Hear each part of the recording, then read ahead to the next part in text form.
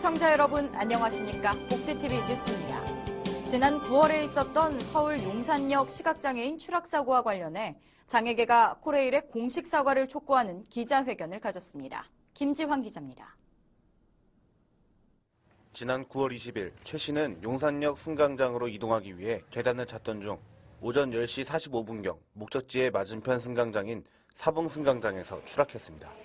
추락한 최 씨는 약 3분가량 선로 밑에 방치됐고 3분 뒤 들어오는 열차에 치여 전치 32주의 중상을 입었습니다.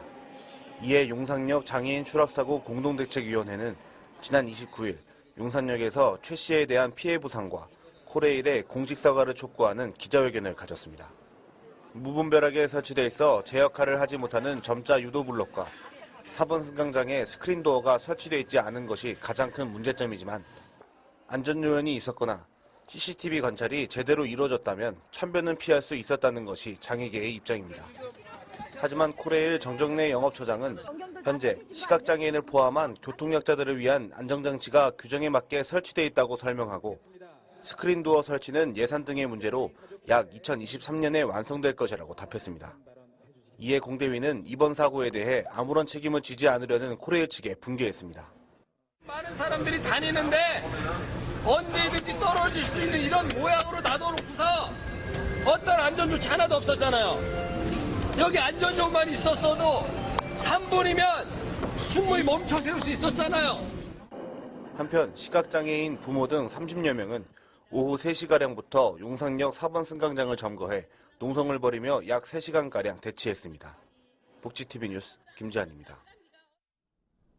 2014년 올 한 해 화제가 된 주요 뉴스를 돌아보는 시간입니다. 올해 역시 고속버스 터미널에서는 장애계의 외침이 울려 퍼졌습니다.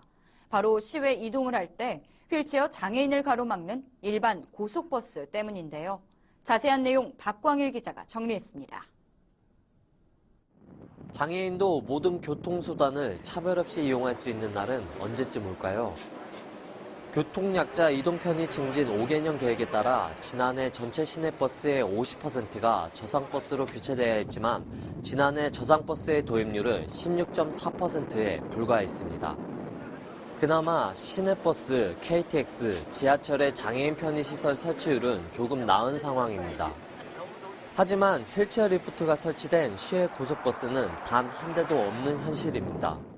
서울에서는 지하철이나 뭐 이런 것들이 있어서 그나마 이게 좀 이동권에서는 자유롭다고 할 수 있는데 지역으로 갈 때는 버스는 전혀 이동할 수가 없는 상황이고요. 태워주지도 않고요. 올해 장애계는 시외 이동권 보장을 촉구하며 투쟁을 이어갔습니다. 특히 지난 4월 장애인의 날과 12월 세계 장애인의 날을 앞두고 고속버스 점거 농성을 펼치기도 했습니다. 한편 정부는 내년 고속버스 한 대당 4천만 원의 예산을 들여 총 40대의 휠체어 리프트를 설치해 시범 운영하겠다고 계획했지만 국회 최종심사에서 예산을 전액 삭감하며 백지화했습니다. 정부의 지원이 없다면 버스 운송업체로서는 수익이 떨어지는 저상버스나 휠체어 리프트 설치를 망설일 수밖에 없는 입장입니다. 특히 지금 고속버스가 승용차가 많이 생기고 KTX만 아시구나. KTX가 생기면서 승객이 50%가 줄었어요. 고객이 원하는 대로 100% 다 만족시켜주면 정말 우리는 좋은 기업이고 승객도 많이 오고 하겠지만은 우리가 여건이 그걸 다 수용을 할 수가 없는 여건입니다, 지금. 장애인들에 대한 접근성을 좀 확보할 수 있도록 좀 우리 해줬으면 좋겠다. 하면서 우리를 지원해준다면 우리는 거기에 또 수용할 수밖에 없어요. 이러한 상황에서 경기도가 지난 8일 시범 도입한 저상광역 2층 버스는 고무적인 행보라는 평가를 받았습니다. 모든 교통수단을 누구나 편리하게 이용할 수 있도록 규정한 교통약자의 이동편의 증진법. 이 법이 실질적으로 작동하기 위해선 정부의 적극적인 예산 지원이 필요합니다. 복지TV 뉴스 박광일입니다. 반면 2년 넘게 이어진 장애 등급제 폐지에는 한 걸음 가까워졌습니다. 정부가 장애 등급제를 대신할 종합적인 판정 도구를 개발한다는 방침인데요. 하지만 문제는 또 있었습니다. 김지환 기자가 취재했습니다. 장애 등급제 폐지에 대한 목소리가 2년 넘게 이어지고 있습니다. 계란으로 바위치기와 같았던 장애등급제 폐지. 정부 역시 장애등급제에 대한 폐지에 동감하고 이에 대한 논의가 이루어지고 있는 상황입니다. 장애등급제는 단지 폐지가 중요한 것이 아닙니다. 장애등급제 폐지 뒤 장애등급제가 맡고 있던 장애복지 서비스 제공 기준 등의 체계들을 어떻게 만들어 나가느냐가 앞으로의 중요 과제입니다.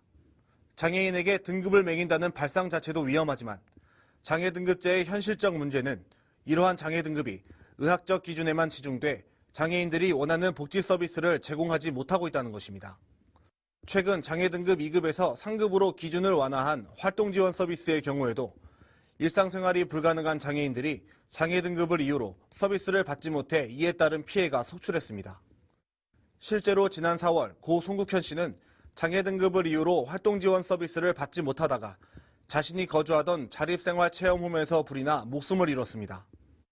정부는 이러한 문제를 해결하고자 지난 3월 28일 열린 제14차 장애인 정책조정위원회에서 장애종합판정체계 개편 추진단을 구성해 장애등급제를 대신할 종합적 판정도구 및 모형을 개발해 빠르면 오는 2016년부터 적용한다고 밝혔습니다.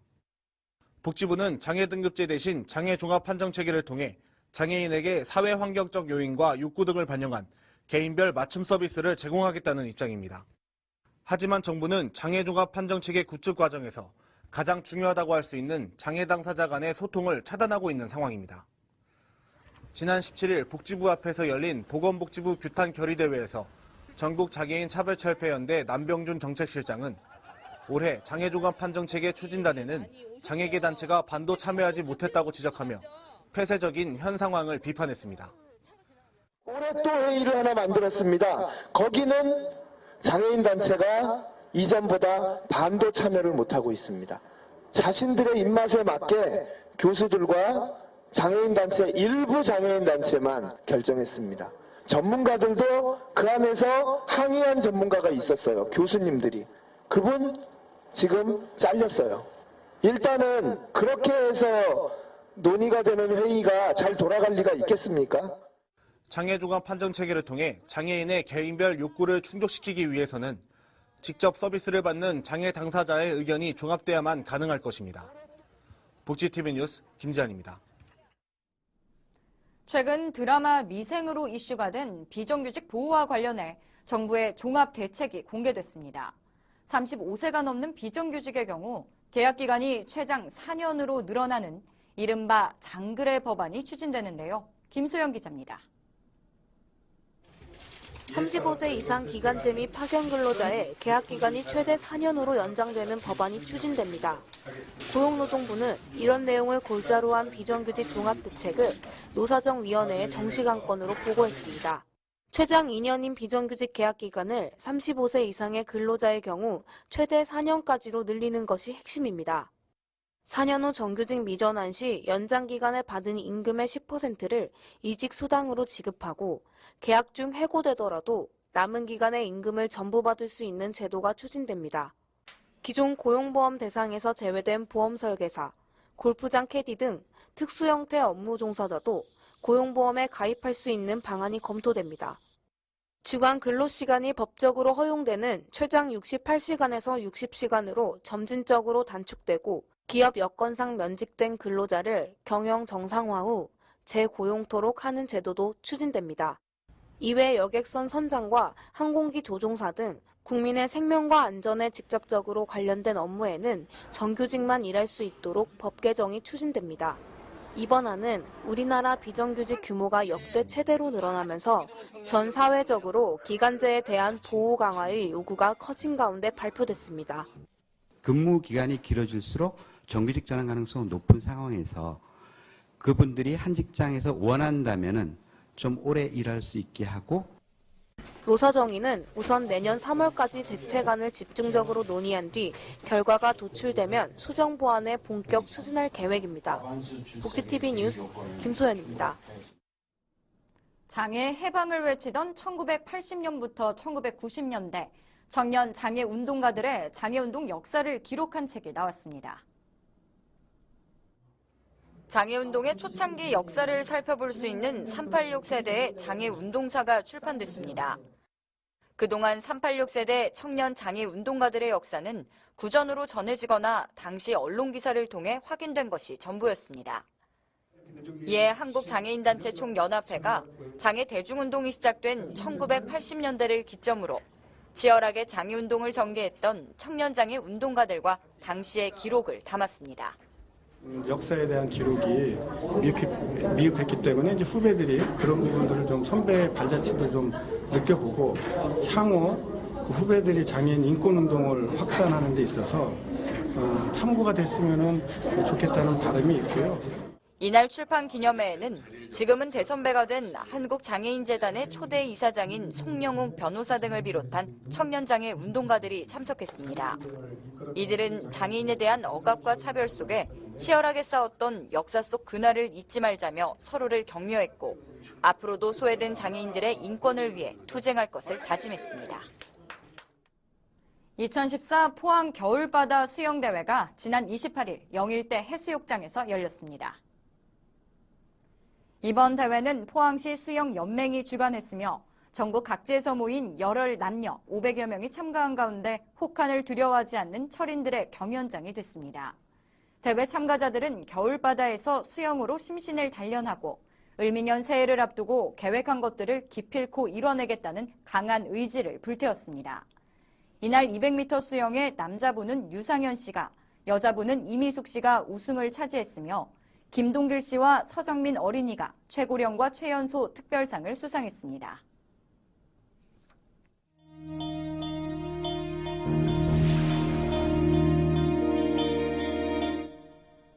이어서 간추린 뉴스를 전해드립니다. 서울시가 올 한 해 동안 저소득 장애인 가구 115가구를 대상으로 장애 유형과 거주 환경, 행동 패턴 등에 따른 맞춤형 집수리를 완료했다고 밝혔습니다. 이어 올해 수혜 가구 만족도는 92.2%로 나타났다고 전했습니다. 한편 내년도 집수리 사업은 1월과 2월 사이 동주민센터에 신청하시면 됩니다. CJ E&M과 영화진흥위원회가 시각, 청각장애인을 위해 배리어 프리 영화 VOD 서비스를 시작한다고 밝혔습니다. 배리어 프리 영화는 한글 자막이나 화면 해설 음향이 더해진 영화로 일반 영화 VOD와 동일한 가격으로 홈초이스에서 제공됩니다. 경남 밀양 지역 시민들의 안전에 대한 교육과 예방을 위해 복지TV 경남방송과 밀양 안전생활 실천 시민연합이 업무 협약을 맺었습니다. 지난 29일 복지TV 경남 최병호 대표와 밀양 안전생활 실천연합 장종진 대표가 안전과 복지의 발전을 위한 상호 협력에 관한 협약을 체결하고 향후 추진 사업에 대한 협력 방안 등을 모색하는 자리를 가졌습니다. 서울 용산구에서는 2015년 초등학교 취약 예정자를 위해 예방접종을 실시합니다.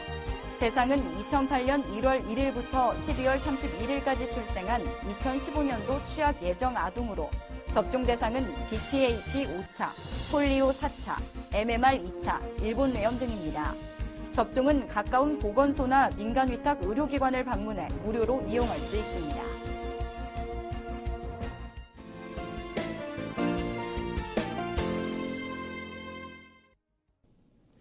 올 한 해 뉴스의 스포트라이트를 가장 많이 받은 분야 중에 하나가 보육입니다. 맞벌이가 많이 늘고 비취업모의 기관 보육도 활발해지면서 미취학 자녀의 돌봄과 교육에 대한 사회적 책무성이 높아진 데 따른 현상일 것입니다. 사실 요 몇 년 사이 어린이집에 가는 연령이 많이 어려졌습니다. 2014년 현재 만 1, 2세 아동의 70% 내외가 그리고 3에서 5세 연령대에선 90% 이상이 어린이집이나 유치원에 다니는 형편입니다. 심지어 돌도 되기 전부터 어린이집에 다니기 시작한 아기들도 전체의 3분의 1가량 됩니다. 이렇게 일찍 어린이집에 다니는 일이 보편화하면서 우리나라 영유아의 경우 깨어있는 시간 기준으론 가정보다 시설에 머무는 시간이 더 길어진 상황입니다. 3살 버릇 8까지 간다고 아이들의 인성과 소양의 틀이 잡히는 이 중요한 시기에 교육과 돌봄인 만큼 국가가 책임지고 챙긴 일이 참 많아졌습니다. 다행히 대한민국은 다른 분야에서도 그러하지만 정말 짧은 시간 내에 많은 것들을 갖추고 발전시켰습니다. 2005년 보육교사 업무를 국가 자격증 소지자로 전환한 이후 자격증 발급 기준을 꾸준히 강화해 왔으며 어린이집의 설립 및 운영의 기준 역시 지속적으로 업그레이드해 왔습니다. 그 덕분에 보육 공간의 꾸밈, 위생 안전 등 보육의 여러 영역에서 정말 많이 좋아졌습니다. 특히 국가표준의 보육과정을 제정하여 수업의 질과 내용을 끌어올리는 노력 등에서는 다른 선진국들도 못해본 경험까지 해내고 있습니다.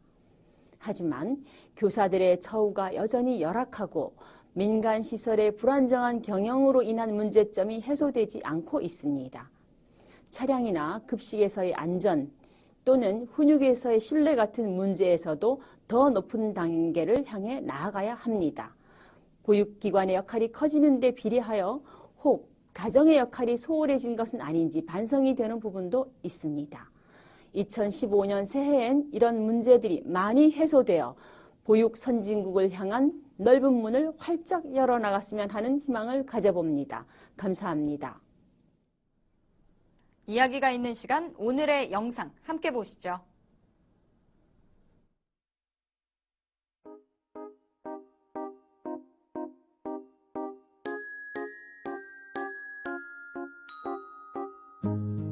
아무 새가 없이 어둡기만 한 세상 동그란 친구가 이리로 오라고 소리냈죠. 혼자 걷는 일 왜 이리 어려운지 물속에서라면 얘기는 다를 수도 있죠. 두근두근 스포츠 내 가슴을 뛰게 해. 다 같이 두근두근 모여서 한계를 넘어가네. 전체 장애인 중 14%인 약 35만 명 정도만 체육활동을 하는 것으로 얼마 전 조사됐습니다. 9년 전 첫 번째 조사를 했을 때에 비해 3배 이상 늘어난 수치입니다. 하지만 여전히 장애인들은 체육활동을 하고 싶어도 여러 장벽에 가로막혀 있는 현실인데요. 새해에는 장애인에게 보다 많은 체육활동의 기회가 생기길 기대해봅니다. 이상으로 복지TV 뉴스를 마칩니다. 시청해주셔서 감사합니다.